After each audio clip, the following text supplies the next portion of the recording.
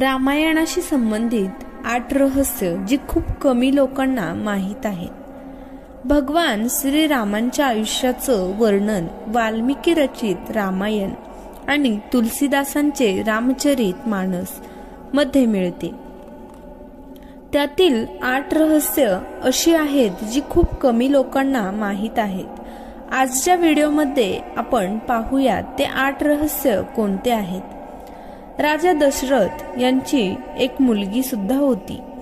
भगवान श्रीराम आणि 3 भाऊ असे 4 जण होते. पण भगवान श्रीरामांना एक बहीण सुद्धा होती. तिच्याबद्दल खूप कमी लोकांना माहीत आहे. तिचे नाव शांता होते आणि ती वयाने 4 भावांपेक्षा मोठी होती. तिची आई कौशल्या होती आणि एका मान्यतेनुसार एक वेळची गोष्ट आहे, अंग देशचे राजा आणि त्यांची पत्नी अयोध्या मध्ये आले. त्यांना मुलं नव्हती. चर्चेदरम्यान जेव्हा राजा दशरथला ही गोष्ट समजली तेव्हा ते म्हणाले, मी माझी मुलगी शांताला तुम्हाला मुलीच्या रूपाने देत आहे. हे ऐकून दोघांनाही खूप आनंद झाला आणि ते शांताला बरोबर घेऊन निघून गेले. त्या दोघांनी मोठ्या प्रेमाने शांताचे पालन पोषण केले आणि आई वडिलांची सगळी कर्तव्य निभावली. 14 वर्ष लक्ष्मण झोपले नव्हते. एका मान्यतेनुसार वनवासाच्या पहिल्या रात्री भगवान श्रीराम आणि माता सीता झोपले होते. लक्ष्मण झोपले नाही. त्यानंतर थोड्या वेळाने निद्रादेवी लक्ष्मणासमोर प्रकट झाली आणि विचारू लागली की तू का झोपत नाही. तेव्हा लक्ष्मणने उत्तर देताना म्हटले, मला श्रीराम आणि माता सीतेचे रक्षण करायचे आहे.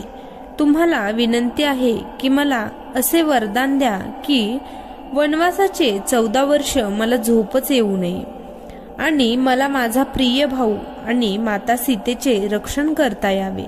निद्रादेवी लक्ष्मणाच्या या बोलण्यावर खुश झाली आणि म्हणाली, मी तुला हे वरदान तेव्हाच देऊ शकते जेव्हा कोणी तुझ्या बदली झोपण्याचा संकल्प करेल. तेव्हा लक्ष्मणाने त्याच्या पत्नीचे नाव निद्रादेवीला सांगितले आणि अशा प्रकारे उर्मिलाने लक्ष्मणाच्या बदली 14 वर्ष झोपण्याचे स्वीकार केले आणि पूर्ण 14 वर्ष ती झोपून राहिली. इतके वर्ष झोप न घेतल्यामुळे लक्ष्मणाचे नाव गुडाकेश सुद्धा होते. याचा अर्थ असा आहे की झोपेला जिंकणारा. रावणाच्या ध्वजावर का होते वीणेचे चिन्ह. रावणाच्या नाभीमध्ये अमृत होते आणि त्याचे 10 डोके होते. हे तर बऱ्याचशा लोकांना माहीत आहे. खर तर रावण एक उत्कृष्ट वीणावादक होता आणि कलेमध्ये सुद्धा खूप आवड होती. त्यामुळे त्याच्या ध्वजामध्ये प्रतीक रूपामध्ये वीणेचे चिन्ह होते. रावण खूप चांगली वीणा वाजवत असे, पण त्याने त्याच्या या कलेचे जास्त प्रदर्शन कधीच केले नाही. त्यामुळे त्याचा उल्लेख खूप कमी आहे.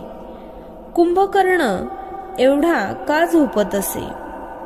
कुंभकर्ण रावणाचा छोटा भाऊ होता. बऱ्याचशा लोकांना हे माहीत तर आहे की तो खूप खात असे आणि 6 महिने झोपत असे. पण त्यामागे एक कहाणी आहे जी बऱ्याचशा लोकांना माहीत नाही.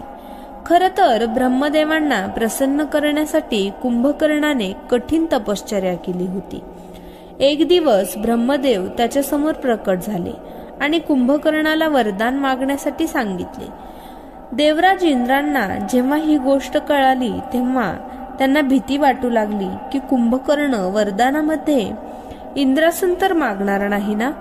तेव्हा त्यांनी देवी सरस्वतीला म्हटले की त्यांनी कुंभकर्णाच्या जिभेवर बसावं आणि त्याने इंद्रासनाऐवजी निद्रासन मागावे. या प्रकारे इंद्राच्या ईर्ष्यामुळे कुंभकर्णाला मागायचे काही वेगळे होते, पण त्याला वरदान काही वेगळेच मिळाले. श्रीरामांचे इतर भाऊ कोणाचे अवतार होते? हिंदू धर्मशास्त्रानुसार भगवान श्रीरामांना विष्णूचा अवतार मानले जाते, पण त्यांचे भाऊ कोणाचा अवतार होते याची चर्चा खूप कमी होते. लक्ष्मणाला शेषनागाचा अवतार मानले जाते आणि भरत आणि शत्रुघ्नला सुदर्शन चक्र आणि शंख शल्येचा अवतार मानले जाते. रावणाचा मृत्यू मागे होता शूर्पणखाचा शाप. आपल्याला माहितीच आहे की लक्ष्मणाने शूर्पणखाचे नाक कापल्यामुळे क्रोधित होऊन लंकापती रावणने माता सीतेचे हरण केले होते. पण आपल्यापैकी खूप कमी लोकांना हे माहीत आहे की रावणाची बहीण शूर्पणखाने सुद्धा त्याला सर्वनाश होण्याचा शाप दिला होता, कारण रावणाच्या बहिणीच्या पतीचे नाव विद्युत होते आणि तो कालकेय राजाचा सेनापती होता. रावण जेव्हा विश्वविजयासाठी निघाला होता, त्याचं राजा कालकेय बरोबर सुद्धा युद्ध झालं होतं. तेव्हा रावणाने या युद्धामध्ये त्याच्या बहिणीच्या नवऱ्याला मारले होते. त्यामुळे रावणाची बहीण शूर्पणखा खूप दुःखी झाली होती आणि तिने मनातल्या मनात रावणाला शाप दिला होता की एक दिवस माझ्यामुळेच तुझा सर्वनाश होईल. लंकेमध्ये बिना अन्न पाण्याची कशी राहिली माता सीता? एक दिवस अशोक वाटिकेमध्ये श्रीरामांच्या वियोगामध्ये दुःखामध्ये बुडालेली माता सीताने अन्न पाणी त्यागले होते. हे पाहून ब्रह्मदेव घाबरले आणि त्यांनी इंद्राला सीता मातेच्या अन्न पाण्याचा प्रबंध करायला सांगितले. ब्रह्मदेवांच्या आदेशाचे पालन करत देवराज इंद्र विशेष खिरेने भरलेले भांड आणि निद्रा देवी बरोबर लंकेला पोहोचले. तेव्हा निद्रा देवीने तिच्या शक्तीने सगळ्या राक्षसींना झोपवले. त्यानंतर देवराज इंद्रांनी सीता मातेला त्यांचा परिचय देऊन खीर खाण्याचा आग्रह केला आणि म्हणाले की ही खीर खाल्ल्यामुळे तुम्हाला खूप दिवस भूक आणि तहान लागणार नाही. तेव्हा सीता मातेने इंद्राच्या सांगण्यावरून इंद्रांनी आणलेली ती खीर खाल्ली.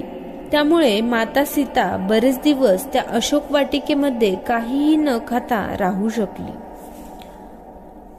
माता सीतेच्या आधी सुद्धा रावणाने केले होतं एका नारीचे अपहरण. रावणाने कपट करून माता सीतेचे केलेले हरण तर सगळ्यांना माहीत आहे, पण आनंद रामायणानुसार रावणाने फक्त सीता मातेचेच नाही तर एकदा कौशल्याचे सुद्धा अपहरण केले होते. खर तर ब्रह्मदेवांनी रावणाला आधीच हे सांगितलं होतं की दशरथ आणि कौशल्याचा मुलगा त्याच्या मृत्यूचे कारण बनणार आहे. आपला मृत्यू टाळण्यासाठी रावणाने कौशल्याचे अपहरण केले होते आणि तिला एका पेटीत बंद करून एका समुद्राने घेरलेल्या बेटावर सोडले होते. त्यानंतर राजा दशरथने खूप अडचणींचा सामना करून त्या बेटावर पोहोचले. कौशल्याला वाचवून आपल्या महालात घेऊन आले होते. आशा करते की हा व्हिडिओ तुम्हाला आवडला असेल. व्हिडिओ आवडला असेल तर व्हिडिओला एक लाईक नक्की करा. तसे व्हिडिओ आवडल्यास चॅनलला जरूर सबस्क्राईब करा आणि कमेंटमध्ये जय श्रीराम नक्की लिहा. धन्यवाद.